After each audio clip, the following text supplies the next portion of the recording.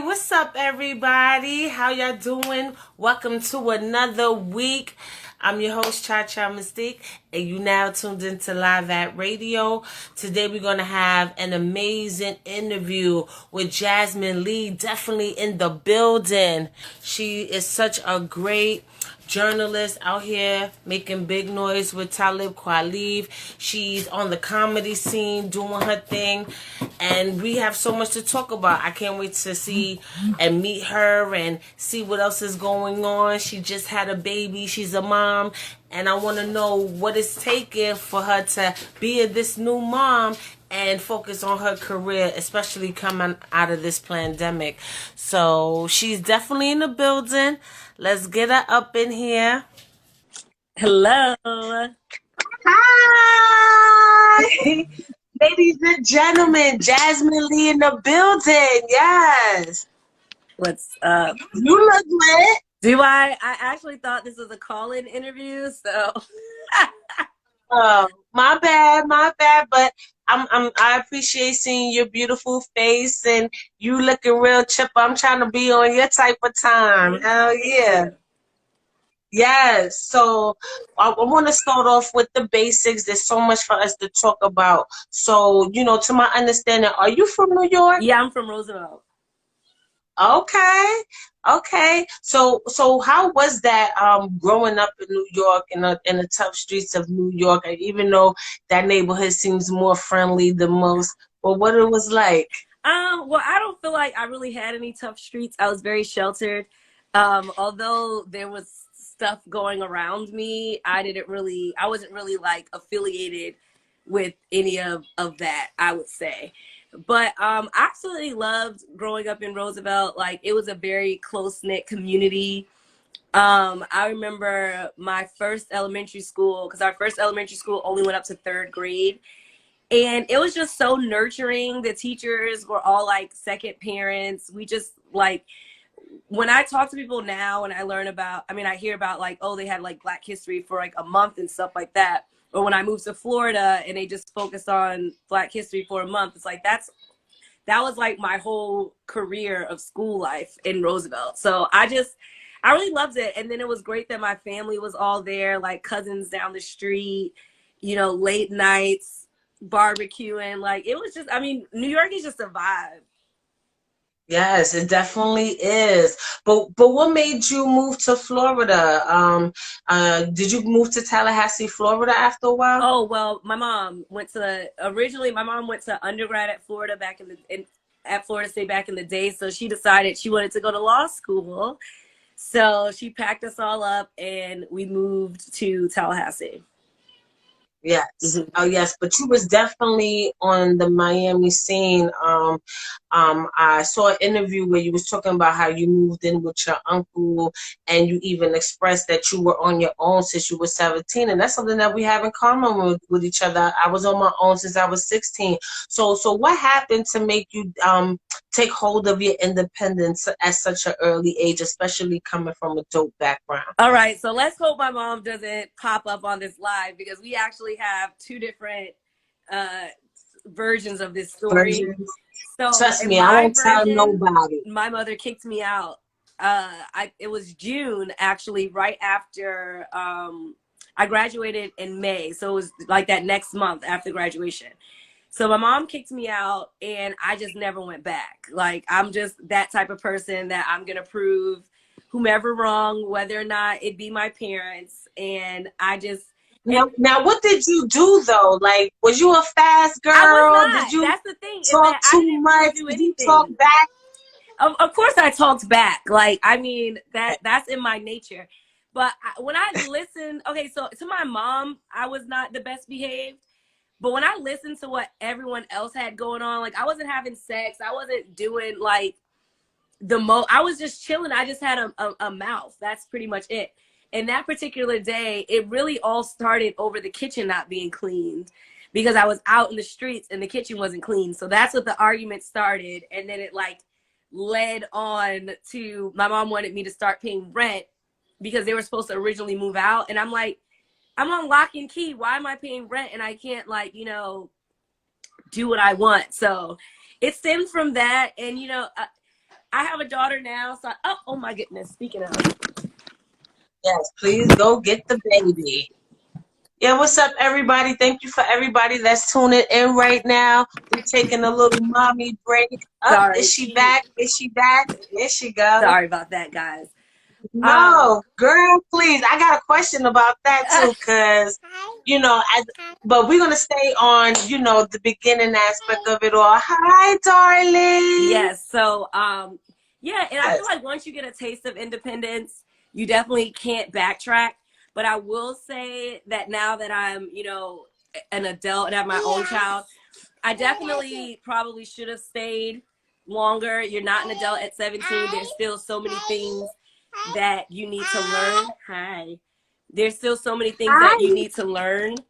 So, if I don't know if I could do it over, if I would want to, no, I would do the same thing because I feel like because I got that early taste of independence, that's really what gave me the courage to up and move to Miami or the courage to up and move to LA because I already kind of wasn't in that nest. Yes. And I get that because, like I was telling you, I was on my own since I was 16 too. And there was a period where I got accepted to Morgan State. So I did kind of move back. So I won't have the responsibility of paying bills, but still save money because I was still working.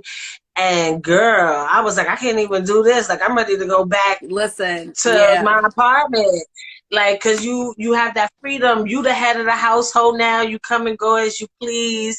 You already have that independence. So I get it, and it does shape you and prepare you for your future. So what you ended up on the Miami scene, working and doing things like that, and then you became a chef. Did you become a chef in Miami, or Okay, that's something so that you did when you was in LA? no, I went to culinary school in Tallahassee, actually, and Okay. then I was working before I left. I was working at 101 Kitchen, which I loved working there, and mainly because you got to wear a chef coat, so I felt like, oh, I'm a real chef now. I'm working in a kitchen. I got a chef coat, and it was like the fun hangout spot that like my friends used to hang out at. So it was cool to have that job. But then I moved to Miami, and when I moved to Miami, I was like, I never stopped serving, even when I was working in back of the house. I still was working in front of the house too. And I was just like, I want to do like some personal chef and catering things, and decided to do it in Miami with no car.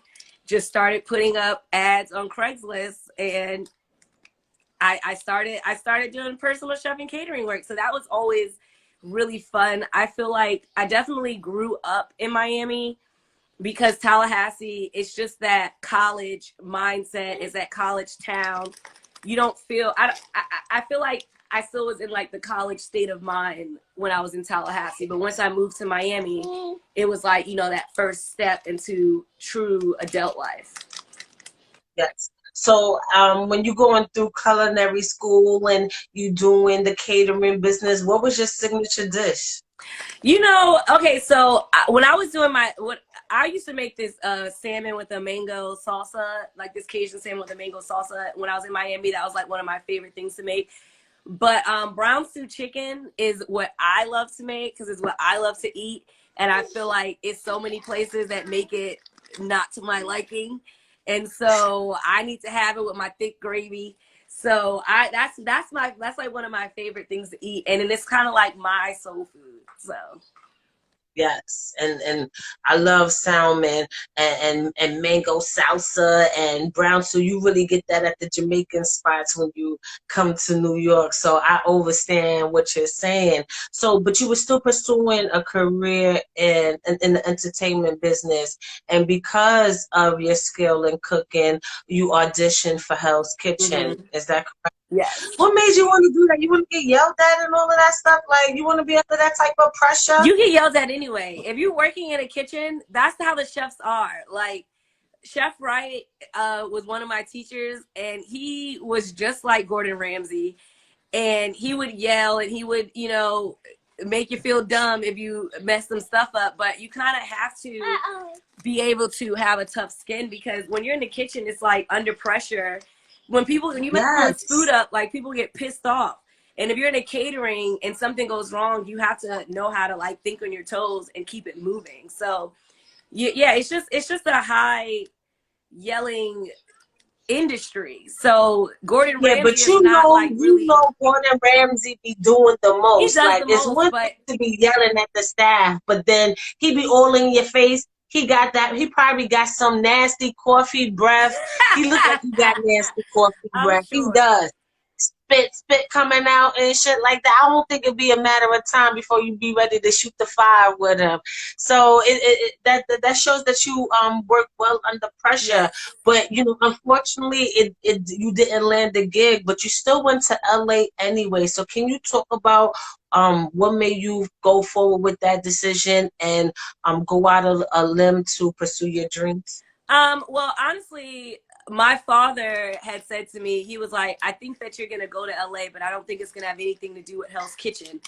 And I've just always wanted to be in entertainment. Like that's just what I've always wanted to do with my life. And when I was so close to making Hell's Kitchen that I had to like kind of make arrangements as if I was already gonna be on the show. So my mindset was like, okay, I'm gonna move to LA and not come back to Miami.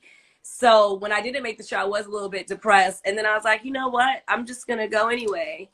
And I found out I didn't make the show in October. In November, I was like, I'm moving. In February, I moved. So Yes, so you currently been there 8 years, yeah, am I correct? yes. In LA, shaking and moving, doing a lot of great independent work. I see that you have your blog. You was doing Life is Black and White, or isn't Uh, black and white, but we are.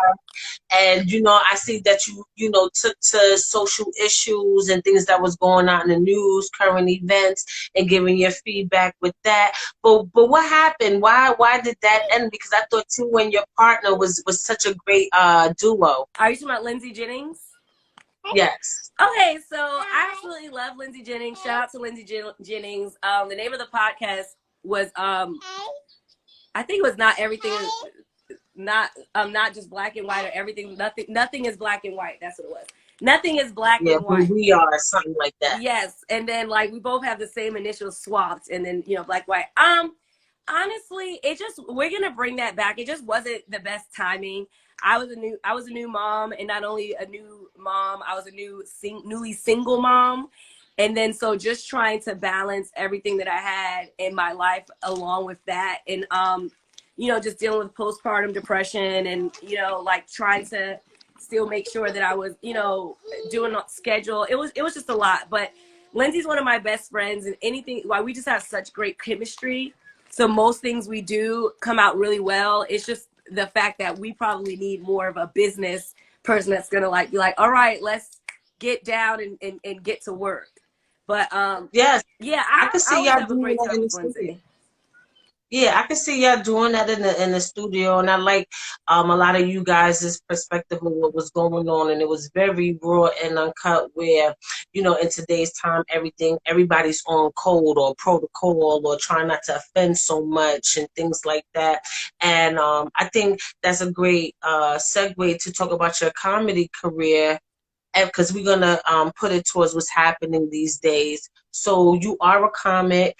One of the interviews that I saw was that's something that you totally miss when you on stage. That's when you feel like you're your most free. Mm-hmm. And so, what made you start comedy from coming out of being a celebrity chef and trying out on reality TV? Well, actually, I never even watched comedy growing up. I was not like the not stand-up comedy. Let me specify. Like as far as comedic acting, I always thought that was gonna be like SNL, all that, like Mad TV, like that was my thing. Where I was like, oh, okay, I'm gonna be on those when I get older. But I was actually working as a server at the Comedy Union, Black-owned comedy club out here. And while I was doing that, I just was like paying attention to the comics every night. And I'm just like, wow, they're so funny. They look like they're having so much fun. And then like secretly, I was just like, oh, I think this might be something that I want to do. And so I hit up my homeboy. Actually, it was one night, it was after hours. My homeboys, London Brown and Chris, they were London Brown and a couple other comics, they were like doing impressions of people's sets. And I was like, oh, I got an impression. And I went on and I did London's set or whatever, or not set, one of his jokes. And then that's when we became like kind of cool, like broke the ice between, oh, she's just a person that serves here. And then after that, I was like, yeah, you know, I'm interested in comedy. So he took me to an improv class, changed my life. So happy he took me to that class. And he like sat down with me and kind of went over the fundamentals of comedy. And I mean, the best way to learn is just to get in there and figure it out. And that's what I started doing. And, you know, 6 years later, I'm still here. And when I started, you know, a lot of people weren't really taking me seriously. And I feel like people still don't fully take me seriously. But, you know, I'm not going anywhere. Yes, but I think your sets are real good. It's very provocative. You talk about drugs and sex and basically rock and roll and anything like that. How much of that is real as opposed to just... All of my jokes are real. All of my jokes stem from something that happened in my life. So my joke about acid, I tried it, you know, and then wrote my jokes from that. Literally everything comes from a real story. I thought that people were truthful in their comedy when I started, and that's like the kind of like as I was learning, I understood that there's different, you know, types of comedy. People write different types of jokes, but I think that my life and talking about what goes on in my life is therapeutic for me, and I think that my life is entertaining because there's always something going on, and I think that I've always had like a weird sense of what is it? What the fuck? I lost my word. What is it when you're laughing? What is it called? Hysterically? I don't know. Since whatever. I've always thought things were funny that were inappropriate. Okay. I've always had like a dark comedy, and I always think it's so funny because Talib's like such a conscious rapper, and I'm definitely not that on stage.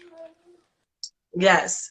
So, you know, you're saying a lot of stuff. You was talking about acid, using coke. Was there ever a time where you were suffering through some kind of drug addiction? And if so, what did you do to get out of that situation? I don't feel like I ever got down the actual road of a drug addiction. I think that when I was living in Miami, I definitely was partying. I was a social user. I was never like oh, I'm sitting at home, I'm having a crappy day, let me, you know, do some drugs. It was always like with partying. So I did notice that was one of the reasons I, you know, decided to move to LA, because I was like, what am I doing in Miami? I'm partying every night. I'm working to club. I'm not really doing it. Sense of humor. That's what it is. I've always had a twisted sense of humor. Thank you, Ruru Doom. You just... sense of humor, duh. But anyway, yeah, so I never fully feel like I had a problem. I feel like I'm a kind of a nerd, so even when I do try drugs, I look them up. So like when I did Molly, I like read all these different blogs and like Googled and, you know, read the rules of how I should do it or what's the safest way to do it, or making sure that I don't like take it and die. But I feel like because of my personality, I'm able to take myself out before it gets to that point, which I'm definitely grateful for. Because even with as far as drinking, I don't really drink liquor anymore. And that was because I was, you know, whenever I find myself getting back into drinking in excess, then I'm like, okay, let me take a little break. Let me go on a little month cleanse or something like that. I don't know. I just always seem to pull it back. And I definitely do not promote drug use, but I do think everyone should try them at least once. You know what I'm saying? Hey, shit, we on the same page. Live your life. But nah, for real. Yes. Say no to drugs. Say no to drugs. Yes, say no to drugs. Yes. So, you're doing comedy, you know, one of the things that, you know, like you said, you being honest about your life and putting it out there on the stage. And I think that's why it's so therapeutic for you. And you see other comics like Kevin Hart doing the same thing. We knew what was happening with him and his baby mama and everything, good, bad, ugly, divorce, and the kids, you know. What is your method? Because I know a lot of people use writers and different aspects to gain material. So what do you do to gain material, and what are some of the most influential things outside of your life that inspire you the most to get up on stage and put it all out there?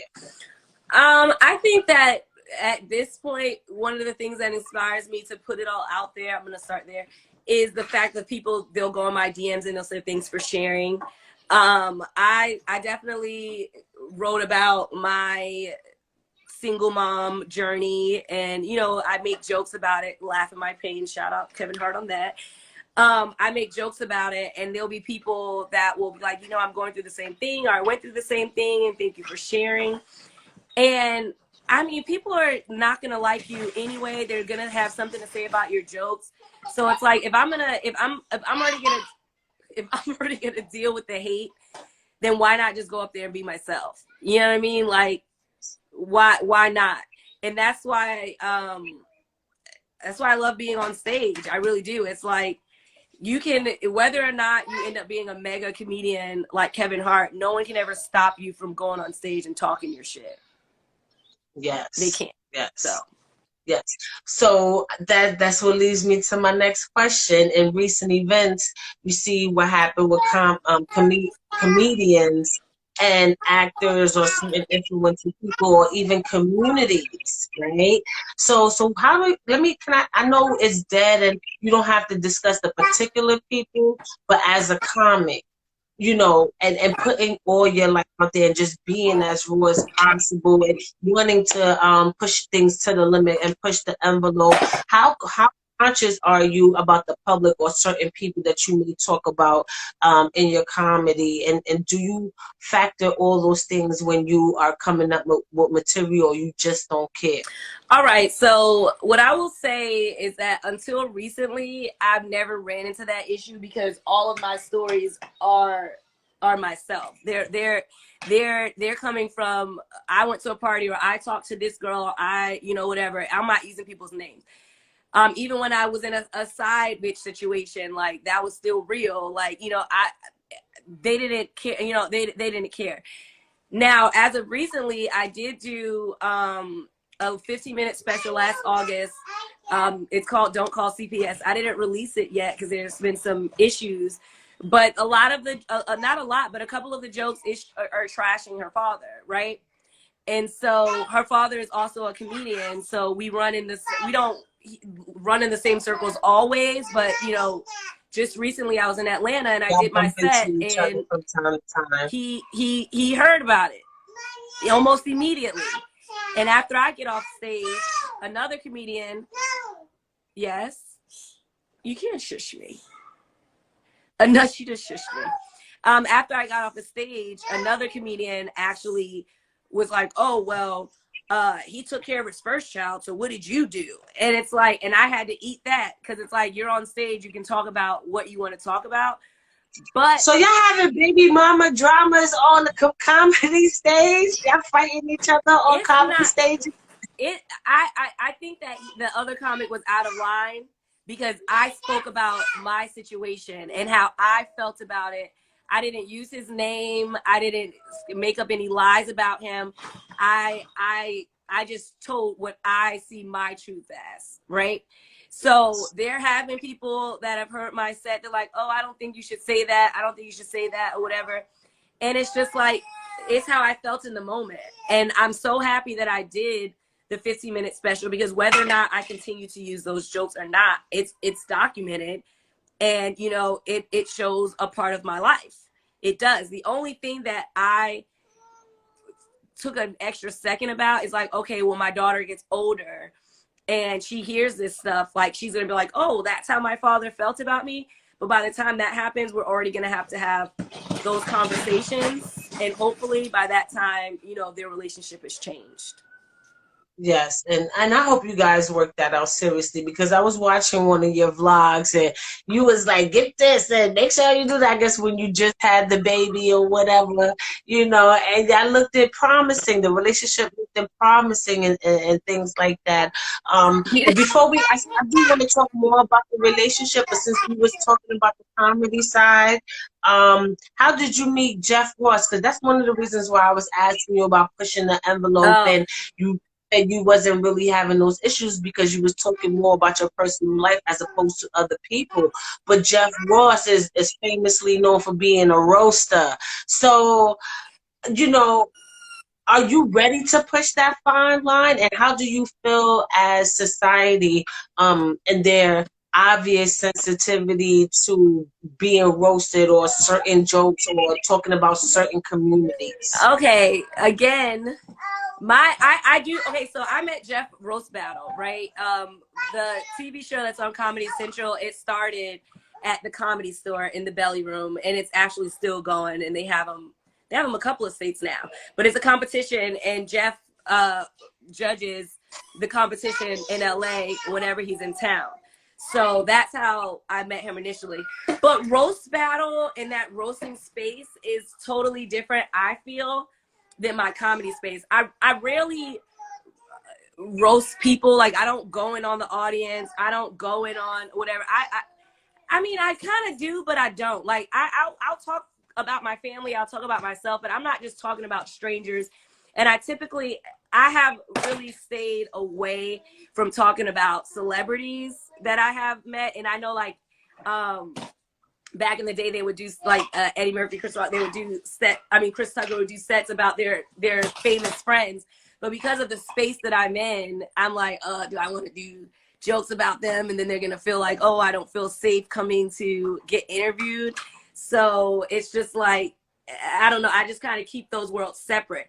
And I think that with Jeff, why he does so well and what he does is because his biggest thing is you only roast the ones you love. And when he goes and he does his shows and he does his speed roast, those are volunteers. He's not just picking people from the audience and say, hey, your shoes are too big or whatever have you. Like, these are people that want to get roasted. So, it's a fun experience. Yes. So one of the things that you were open about while you were on stage was your sexuality. You were saying that you are bisexual, and then watching your vlogs with the young lady Jenny, I do believe you said her name was. Lindsay. You was like, huh? You said Lindsay? Yeah, Lindsay. Yeah, Lindsay. You made a joke. Well, like, I'm heterosexual now. I think you were pregnant during that time. But then now I'm hearing that, you guys, I guess, had a relationship demise and now you a single mother. So are you back into the community? Listen, you still strictly dickly, or is it up for grabs? Listen, I need a step person, whether it's a stepmom, stepdad. I need someone to step up and pay these bills. So come on. Yes. Help me out. Yes. I mean, I don't blame you. I'm definitely, I lean more towards women. Most of my adult relationships have been with women, but I feel like I'm not putting myself in a box. I'm not actively looking for anybody for anything right now. I'm just focusing on my child, my career, and myself, and that's multiple full-time jobs. So yes, and I commend you because I think there was another interview where I saw and you just pulled out the tit and breastfed, and I was like, that's gangsta. That's some gangsta ass shit. And I was inspired because I would be scared. Like, I'm going on an interview. I don't want nobody, but you was in mom mode and it was seamless. Like, the baby started crying. You was like, everybody come here, boop. Then went on to talking to the interviewer like it wasn't nothing. And I was like, yeah, she rocks. That's some hardcore shit right there. Motherhood is a normal part of life. And I feel I was so nervous when I found out I was pregnant for many reasons. And one of them was my career. One of them was my followers, because I know that I had like more of a male-based following. So I'm like, oh, I don't want to post that I'm pregnant. I already didn't really post if I was like in a relationship or stuff or whatever. So it was just a lot of things. Luckily, when I came back to work 3 weeks after a C-section, they had no other choice but to let me breastfeed her because we needed to do interviews, and my daughter had to eat. I wasn't pumping. I followed strict schedules. I didn't pump the first 3 months. Like, I did all of these different rules, and they like kind of just had to go with it. So because I was so comfortable doing that, you know, at my job, it's like if I'm doing another interview, like, hey, I got to feed my child. And it seemed like other people were more, you know, uncomfortable than I was. And my mother, who's had 7 kids, was like, every time she was by me trying to put something over me, I'm like, lady, it's a boob. And it's in a baby's mouth. Like, you know, move on. Which is the most beautiful thing that a woman can do. I think that, you know, I mean, I'm not trying to be a perv because, you know, but when I do watch women breastfeed in public, I think it's so fire. I be like, why are you covering yourself? And then you see a woman with all her titties out, ass, thongs, everything, and that's more acceptable as opposed to a mother nurturing the baby. Right. And I think this world has such ass backwards, but I commend you for that. Did you breastfeed on People's Party? Yes. Did you have wild I breastfed her until she was 17 months, I think. No, but did you do it on the show? Yeah. That's what I mean. The camera was up here. The camera was here up. And actually, if you go back and look at the Ja Rule interview, you can see her hands. Because like she like kept like her hands are like at the bottom of the camera because she was like holding on to my shirt while she was eating. But yeah, I had to breastfeed. Actually, almost all of the at-home interviews that we did, I was breastfeeding either during the interview or in between. Closer to the end when she was able to be put more of on a schedule, then she wasn't. And then like I really didn't pump because I was going to Mexico. No, I really didn't give her a bottle because I needed to save all my breast milk for my Mexico trip. So we figured it out. Shout out to you and shout out to motherhood. Trust me, I overstand. I told you we got a lot of comment. Well, I got 4 kids, so and I breastfed all of them. Yes. So I know the situation. You know, I never did it as gangster as you. You know, I'm working at the same time and breastfeeding on, you know, that type of stuff. I was in an entertainment business, but to see that, kudos to you because, and I hope more women step up and show that you can multitask. Right. Like, and that's you what can I'm do happy. all these things. Yes, I'm happy I can show that. And rest in peace to DMX. But he was one of the people that was like one of the most shocked because at the interview he's like, "Is that a baby on your titty?" I'm like, yes, it is, and she's been here the whole interview. And then afterwards, he like prayed over her. It was really sweet. Oh yeah, rest in peace to DMX. And yeah, before we move forward, since we're talking about that, this show is definitely dedicated to the drama king, DJ K Slay. We lost him yesterday. And I'm from Spanish Harlem. He's from Spanish Harlem. We're going to talk about him more, but being that, you know, we brought up DMX, I had to say that. Oh, and shout out, rest in peace to Black Rob, because his anniversary was a few days, and Shock G, his anniversary is coming up. So shout out to our hip hop legends and soldiers, and let's get back to regularly scheduled program. So, you know, let's go back a little bit, because even though we was talking about you breastfeeding while you're doing the People's Party, and then we did talk about Jeff Ross. To my understanding, he was the one that introduced you to Talib Kweli. Yes. What is that? Okay, so he introduces you to him, but how all that came about for you to be on the podcast? Very organically. I met Talib at Jeff's house. He was playing music. It was like randomly after a show. Dave Chappelle was there. Jeff, it was a bunch of people there, and he was DJing. And I'm looking, I'm like, this looks like Talib Kweli. But I didn't want to say it, and I didn't want to ask, are you Talib Kweli? So I just kind of like Googled, and I was like, I knew I was right. But yeah, so like maybe, I don't remember what time this was that we had seen each other, but we were just hanging out at the Comedy Store back bar where I've gotten most of my opportunities in life thus far. And he just told me he was interested in doing a podcast and he was looking for a female voice to rock out with him. And I was like, for sure, I'm down. The same day you guys met each other? No, it wasn't the same day we met. It was a little bit Oh, after that. oh, I was about to say that was some first Right. impression. Yeah, it was after that. But yeah, I mean, he obviously, like, we I wouldn't say we ran in the same circles, but if he was in town with Dave was probably hanging with Jeff. So, and I hang with Jeff all the time. So we ran in adjacent circles. So I was just always there. And you know, I'm a cool person.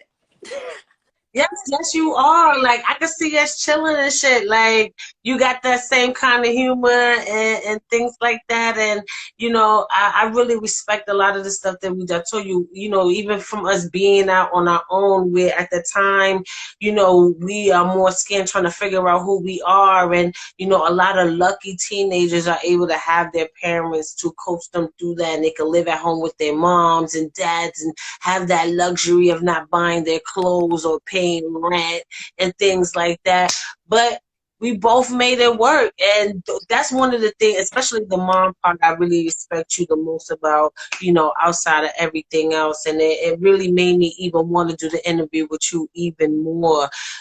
So you back on, are you back on the season, or did y'all take a break? No, Or we haven't taken any breaks. We still actively have episodes coming out. We film whenever Talib is in town. We're filming interviews, and we're about to it's about to be 3 years that we in June. So yes. So I know you said at first you went to school for political science, which we also got that in common with each other. Mine was computer science, then political science, and then writing, English literature.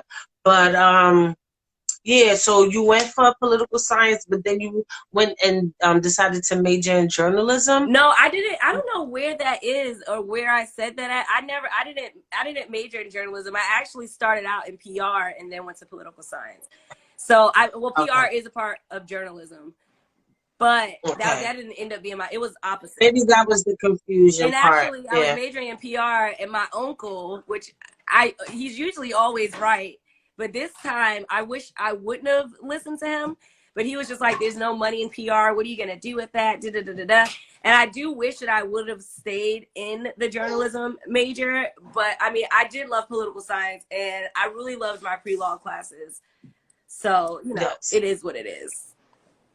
All right, so you don't really have any background. I mean, you of course doing your own podcasting and skits, things like that. But you know, working with a celebrity like Talib Kweli, that's kind of different thing when you in a studio and playing by somebody else's rules. You know, because this is not independently yours. So you know, you got to negotiate and compromises, give and take, and that type of situation. So how well did you adjust to that initially?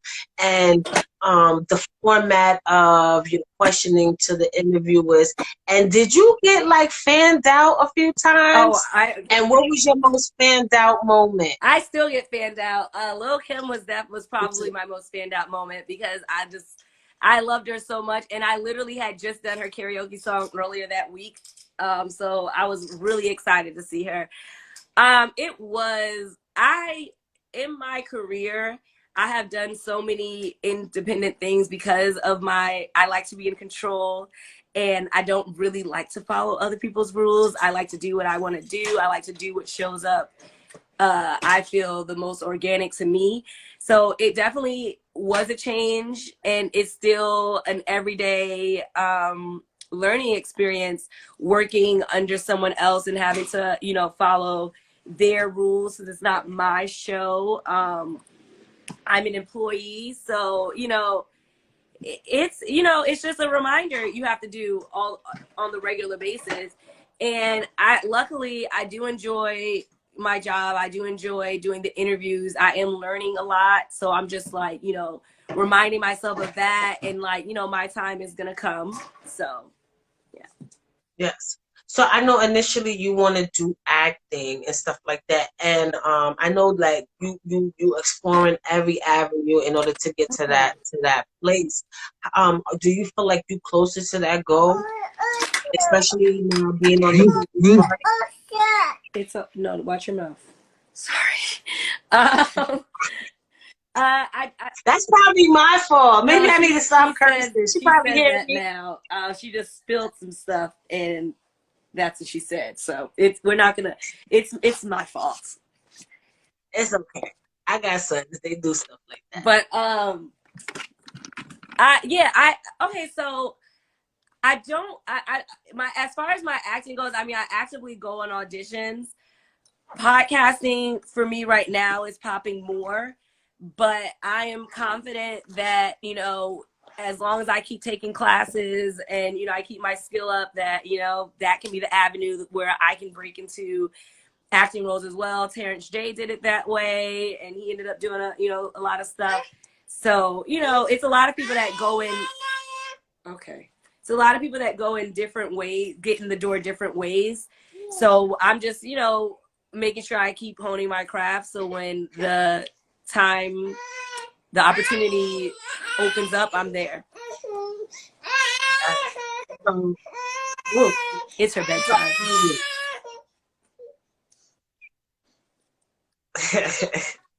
So I she's like, shut up. She don't want me to talk no more. No, you just Well, I'm keep not gonna. going.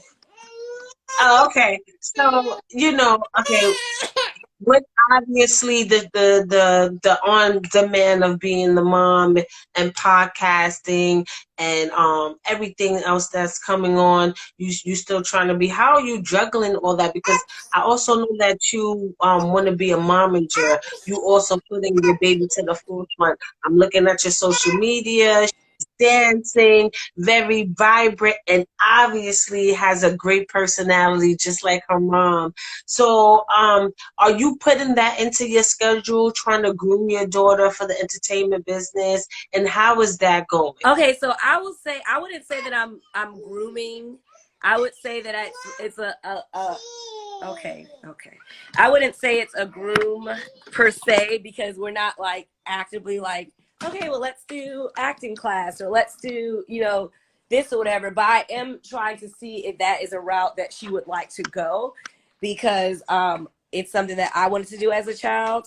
So it's kind of like I won't know until I know, because right now, you know, she's little, she enjoys doing what I'm doing. So like even right now I have my phone on my tripod. She has like a play phone she puts on the tripod, or she'll like, you know, ask me to put my phone on the tripod, and then she'll talk into the phone. So it's I mean, like, luckily for her, if she does want to go that route, I would be the perfect person for her, because I always say, like, if entertainment does not work out for me, I would definitely go the manager or agent route, probably manager, because I get my friends gigs, and I am a person that knows, okay, I have this person in my connection, in my network. They will be great to meet this person, and putting them together. So I feel like as far as behind the scenes, like, I really could be amazing at that. And I'm raising a mini me, which is, she's her own person, but it's me. So I understand. So I definitely, I'm kind of easing into it. I don't want her to feel like it's a job. I want her to be having fun. If she doesn't feel like doing something that day, then all right. And I really try and just capture her doing organic things, and then like kind of put whatever popping song or popular song is out. So it's not like she's really working. But I am ready to start putting her in skits. So she needs to get it together. Yes, I would love to see that too. You know, she has a vibrant personality, and shout out to you. I can never say that enough in this interview, because even just watching you now while we're trying to have this interview, you're not stopping at being a mom. That's a lot of people's concerns, not just being in this industry, just working, period.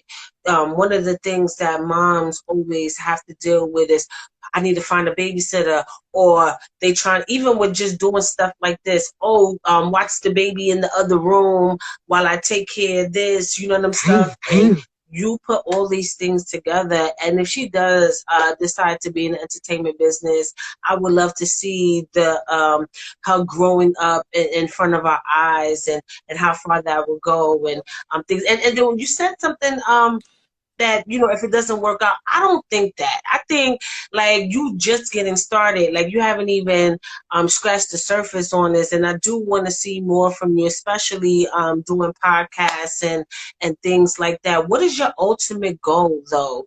Because you are, like you said before, a Jane of many trades and things like that. Is there a one thing that you're trying to get into, or at this point it really doesn't matter? No, it's not a one thing.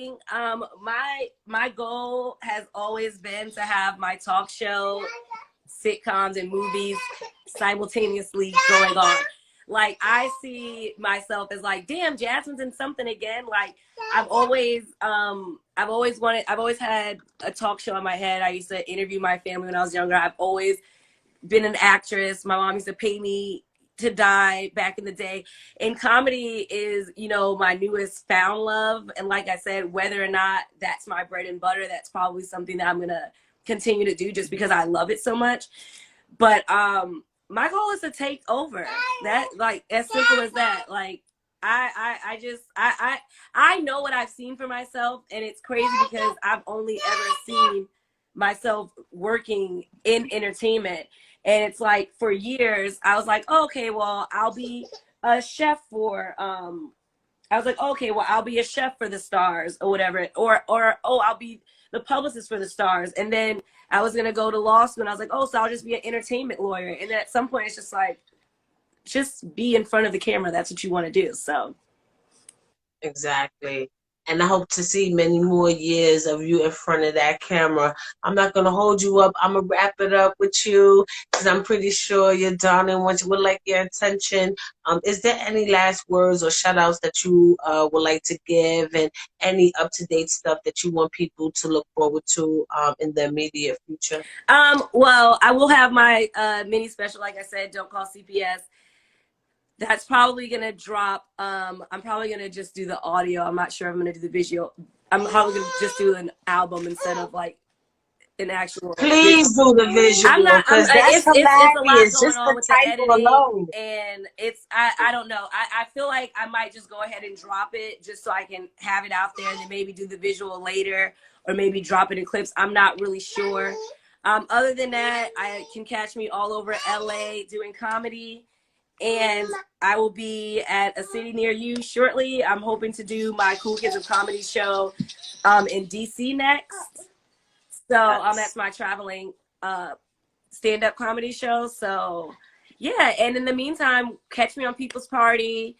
Follow me on social media. Write me amazing comments. And I love you all. And thank you so much for doing research and stuff. Usually when I do these interviews, it's not about me. So I appreciate you. Thank you. No, I appreciate you, and thank you. I'm honored for that, from one journalist and podcaster to another, and I'm proud of you. Like I said, and it's not even about Talib Kweli. It's about watching you throw your tit in your baby's mouth to feed us. That took me. I was like, oh, I'm sold. I'm sold. And then not only that, the way you're so honest and raw in your comedy, because people are afraid these days, and then the audience is so sensitive these days. And, just watching you juggle all these things is very inspirational. I didn't, even though I got 4 kids, but I didn't do all of that. Like, that's a bit much. And I'm just proud of you. I'm just very proud of you. Yes. I appreciate it. And as far as like comedy, my homeboy Jamar told me, because there are some audiences that are clutching their pearls and just like, what the hell? And he told me not to stop, and that my audience will find me. And that's what I do. I am going to go and I'm going to talk my ish how I want to. And you either mess with it or you don't. Yes, yes. And I'm looking forward to before we leave, is there any inspirational words for the future comics, the future momagers, or mothers out there just trying to find their way or find balance through working and trying to live out their dreams? Live life as if no one is watching. That's my main thing. Live life as if no one is watching, because it's only your life. You got to live it. A failure is a failure, but a win's gonna freaking feel awesome. So F the failures and keep it moving. Yes, yes. And I want to bid you a good night and thank you for taking time out of your life to talk with me, Cha Cha Mystique. And shit, I hope we can see each other in real life sometime. You know, whenever you're in New York or whenever I'm in LA, we definitely Yeah, have hit to me up. link I'm because gonna you are definitely follow you. definitely the type that I need to get stupid with. So, yeah. All Bye, right, say, you can say darling. bye now, Coco. Say bye bye. Here. Okay. Say bye bye. Good night. Good night. All right, it's her bedtime. We're on a strict Okay, schedule bye. here. All right, good night. Yes. Good night, Jasmine. It was a pleasure. Thank you. Hey, didn't I give you another dope interview with Jasmin Leigh? Definitely in the building.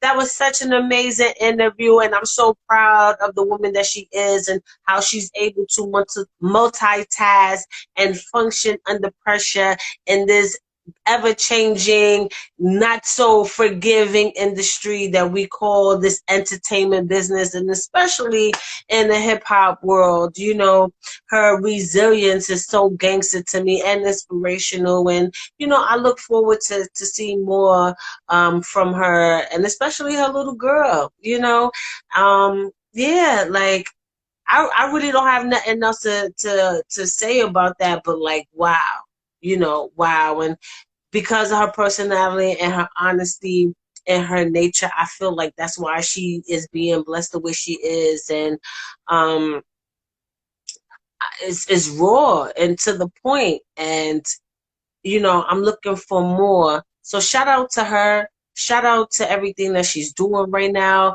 This was my opportunity to give her her flowers and hope. I want to see more of her. I want to see her on that comedy stage, teaching the people more about herself and inspiring people, especially young mothers who may be single, to just keep pushing forward and fulfilling their dreams.